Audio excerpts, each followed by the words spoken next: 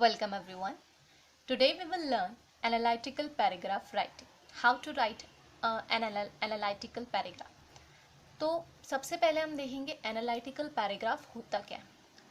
आपको एग्जाम में ये क्वेश्चन 10 मार्क्स के लिए पूछा जा सकता है। इस क्वेश्चन में एग्जामिनर आपको एक पाई चार्ट देगा, एक ग्राफ देगा या फिर नंबर्स के फॉर्म में कोई चार्ट देगा, कोई नंबर्स के फॉर्म में डाटा देगा और उसको आपको ध्यान से देखते हुए उसको एलैबोरेट कर कर एक रिपोर्ट लिखनी है आपको। ठीक है, जो भी आपको नंबर्स के फॉर्म में डाटा दिया गया है, जो भी चार्ट या फिर पाई चार्ट दिया गया है, जो भी ग्राफ दिया गया है, उसमें जो इन्फॉर्मेशन आपको प्रोवाइड की जाती है, आपको उस इन्फॉर्मेशन को ध्यान से देखकर उसका एनालिसिस करना है और फिर उस पर एक पैराग्राफ लिखना है। ठीक है, तो इसको हम कहते हैं एनालिटिकल राइटिंग। अच्छा, अब ये तो हमने देख लिया कि एनालिटिकल राइटिंग होती क्या है। ठीक है, कि आपको जो है एक इन्फॉर्मेशन, एक पाई चार्ट या फिर पैराग्राफ या ग्राफ दिया जाएगा या फिर कोई भी डाटा दिया जाएगा और आपको उसको एनालिसिस करना है उसका और उसकी रिपोर्ट लिखनी है। ये होती है एनालिटिकल पैराग्राफ राइटिंग। अच्छा, अब एनालिटिकल पैराग्राफ राइटिंग करनी कैसे है? ठीक है, हमको लिखना किस फॉर्म में है, उसका फॉर्मेट भी तो होना चाहिए, राइट। जैसे हमने देखा था लेटर राइटिंग का एक फॉर्मेट होता है, एप्लीकेशन राइटिंग का एक फॉर्मेट होता है, वैसे ही एनालिटिकल पैराग्राफ राइटिंग का फॉर्मेट क्या होता है वो हम देखेंगे। ठीक है, तो ये जो है 3 पॉइंट्स में लिखना होता है आपको। ठीक है, introduction, body and conclusion. Introduction सबसे पहले हम स्टार्ट करेंगे इंट्रोडक्शन से। इंट्रोडक्शन में आपको क्या लिखना है, जो आपको सबसे पहले आपको ये लिखना है कि जो पाई चार्ट दिया गया को या फिर जो ग्राफ दिया गया है वो किस चीज़ के बारे में।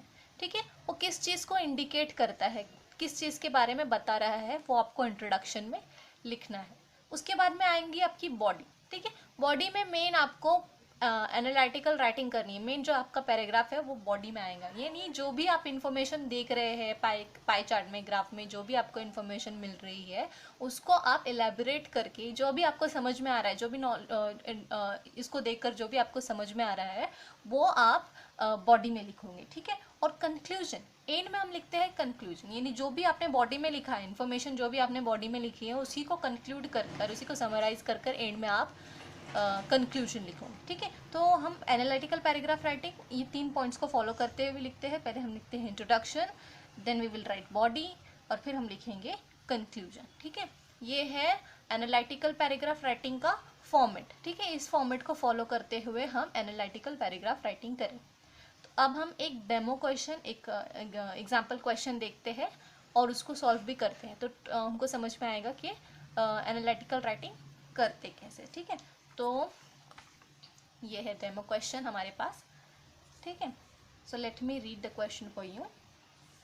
इन अ सर्वे 100 students were asked the questions, do you do anything else while you watch TV? यानी एक सर्वे हुआ और उसमें स्टूडेंट्स को एक क्वेश्चन पूछा गया।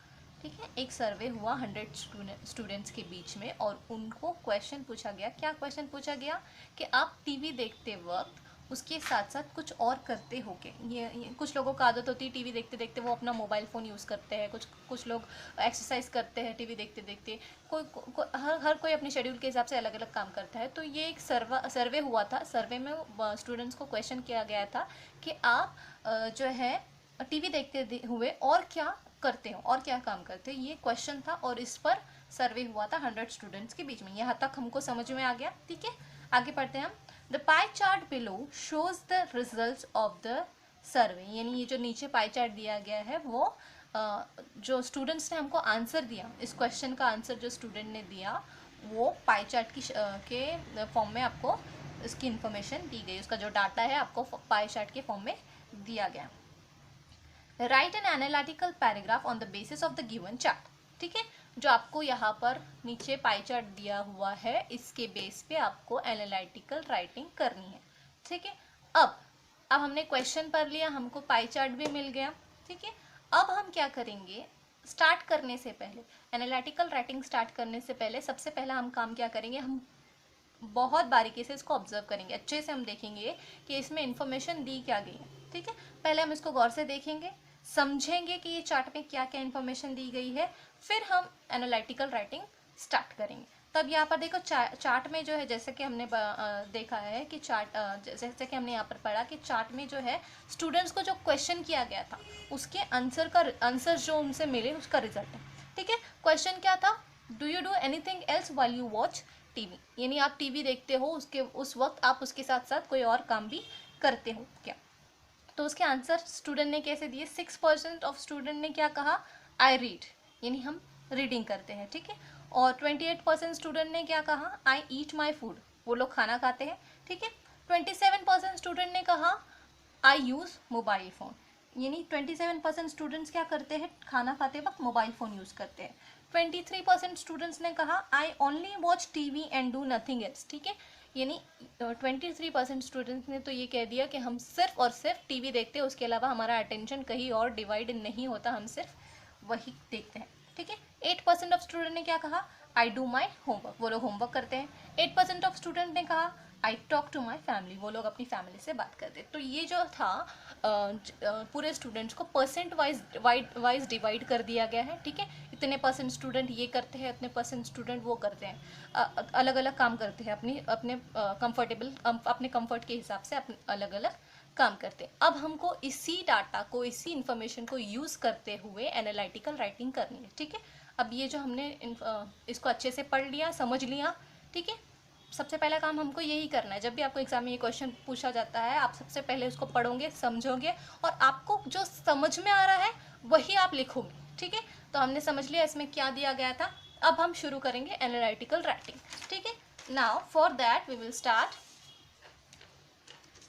With introduction. We will start with introduction. जैसा कि मैंने बताया था कि एनालिटिकल राइटिंग को हम 3 पॉइंट में लिखते हैं, इंट्रोडक्शन, बॉडी और कंक्लूजन। तो सबसे पहले हम स्टार्ट करेंगे इंट्रोडक्शन से। अच्छा, इंट्रोडक्शन में हम क्या लिखते हैं, पाई चार्ट जो है या फिर आपको जो ग्राफ दिया गया है या जो नंबर के फॉर्म में डाटा दिया गया है वो किस चीज़ के बारे में, ठीक है, वो किस चीज़ को शो करता है, वो हमको पाई चार्ट में वो हमको लिखना होता है। ठीक है, अब इंट्रोडक्शन में हम लिखेंगे the pie chart shows students answer to the survey which asks them if they do anything else while they watch TV। अब पाई चार्ट क्या शो कर रहा है, स्टूडेंट के आंसर शो कर रहा है जो उनको सर्वे के दौरान पूछे गए थे। अगर आपको नहीं समझ में आ रहा है कि इंट्रोडक्शन में क्या लिखना है तो आप क्वेश्चन में भी उसका आंसर आपको मिल सकता है। ठीक है, आपको क्वेश्चन में ही बताया गया है, इन अ survey of 100 students were in a survey 100 students were asked the question do you do anything else while you watch TV। ठीक है, आपको सर्वे, आपको क्वेश्चन में ही उसको बताया गया है कि ये पाई चार्ट किसके बारे में है। Pie chart, the pie chart below shows the result of the survey. ये पाई चार्ट क्या बता रहा है, the pie chart below shows the result of the survey of 100 students in which they were asked the question do you do anything else. आपको ये चीज़ question में ही मिल जाएंगी। ठीक है, आपको ज़्यादा सोचने की ज़रूरत नहीं है।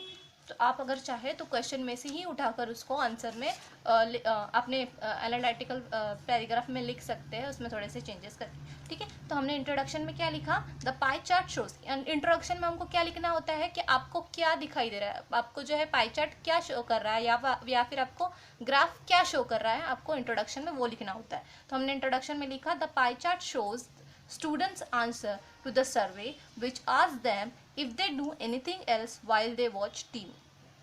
ठीक है, हमने इंट्रोडक्शन में लिखा कि पाई चार्ट क्या शो कर रहा है, पाई चार्ट शो कर रहा है स्टूडेंट्स के आंसर टू द सर्वे। सर्वे में स्टूडेंट्स ने जो आंसर दिया है, वो आंसर दिए है, वो पाई चार्ट हमको शो कर रहा है। ठीक है, ये हमने इंट्रोडक्शन लिख लिया। अब बारी आती है बॉडी की।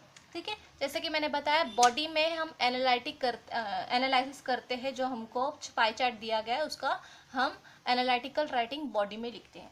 अब ठीक है, अब देखिए हमने कैसे लिखा है इसका analytical writing. over half said they either eat or use their mobile phone while they watch TV। अब यहाँ पर आप देख सकते हैं आधे से ज़्यादा लोगों ने ये कहा है कि या तो वो अपना या मोबाइल फ़ोन यूज़ करते हैं या तो वो अपना फूड या तो वो खाना खाते हैं। ठीक है, तो हमने वही जो हमने यहाँ पर देखा वही हमने हमारे एनालिटिकल पैराग्राफ में लिखा। जो हम देखते हैं वही हमको लिखना है। ठीक है, और उससे कुछ हटकर हमको नहीं लिखना होता। जो इन्फॉर्मेशन दी गई है उसी को हमको उठाकर यहाँ पर लिखना होता है। Over half said that they either eat their mobile either eat or use their mobile while watching TV, ये तो हमने लिखा है। अब only few students said that they read. अच्छा, यहाँ पर देखेंगे आप ओनली 6%, यानी कुछ ही स्टूडेंट्स ने हमको ये कहा है कि वो रीडिंग करते हैं। ठीक है, कुछ ही स्टूडेंट्स ने ये कहा है कि वो रीडिंग करते हैं, तो हमको यही उठाकर हमारी पैराग्राफ में लिखना है, यही से उठाकर इन्फॉर्मेशन यहाँ लिखनी है। ठीक है, only few students said they read, कुछ ही स्टूडेंट ने कहा है कि वो रीडिंग करते हैं। उसके बाद में है 8% said that they talk to their family and 8% said that they do their homework. यही इंफॉर्मेशन हमको हमारे पैराग्राफ में लिखनी है। 8% talk to their families and 8% and another 8% did their homework and watch TV at the same time. ठीक है, एक TV देखते देखते उन्होंने वो क्या काम करते हैं, 8% अपनी फैमिली से बात करते हैं और another 8% they do their homework. अच्छा, अब बचा क्या, ये जो 23% बचे हैं जो सिर्फ और सिर्फ टीवी देखते हैं, उसके अलावा और कुछ नहीं करते, यही इन्फॉर्मेशन को हमको यहाँ लिखना है। And 23% watched only TV and did nothing else. समझ में आ रहा है आपको, हमने एनालिटिकल राइटिंग में किया है बॉडी में, जो हमने यहाँ पर इंफॉर्मेशन हमको जो दिखाई दी, वही इन्फॉर्मेशन को हमने वर्ड्स के फॉर्म में यहाँ पर लिखा। ये जो इन्फॉर्मेशन यहाँ पर चार्ट में नंबर्स के फॉर्म में थी, उसको हमने पैराग्राफ में वर्ड्स के फॉर्म में सेंटेंसेस फॉर्म करते हुए हमने वही इन्फॉर्मेशन को यहाँ पर इलेबोरेट कर लिख दिया। ठीक है, यहाँ तक समझ में आ गया। अब हम देखेंगे conclusion. The last point is conclusion. जैसा कि मैंने बताया, जो हमने बॉडी में लिखा है वही हम उसको कंक्लूड करके कंक्लूजन में लिखेंगे। ठीक है, उसी को उठाकर एज इट इज़ नहीं लिखना है हमको, लेकिन वही जो है हमको कंक्लूड समराइज करते हुए लिखना है। ठीक है, in conclusion a large number of students watch TV while they are eating. अच्छा, अब यहाँ पर देखो, सबसे बड़ा परसेंटेज कौन सा है, 20। ये 6, 8, 8, 23, 27, 28, सबसे बड़ा हिस्सा कौन सा है, 28% का। अब ये 28% स्टूडेंट्स क्या करते हैं, दे ईट देयर फूड। अभी यही चीज़ को हमको उठाकर कंक्लूजन में लिखना है। in conclusion a large number of student you can see 28%, a large number of students watch TV while they are eating। ठीक है, वो क्या कर रहे हैं, जब खाना खा रहे हैं तो वो टीवी देख रहे हैं। ठीक है, टीवी देख रहे हैं तो उस वक्त खाना खा रहे हैं। ठीक है, ये हमने लिख दिया। अब while almost a third of people divide their attention between several screen at the same time। अब यहाँ पर आप देख सकते हैं डिवाइड देयर अटेंशन।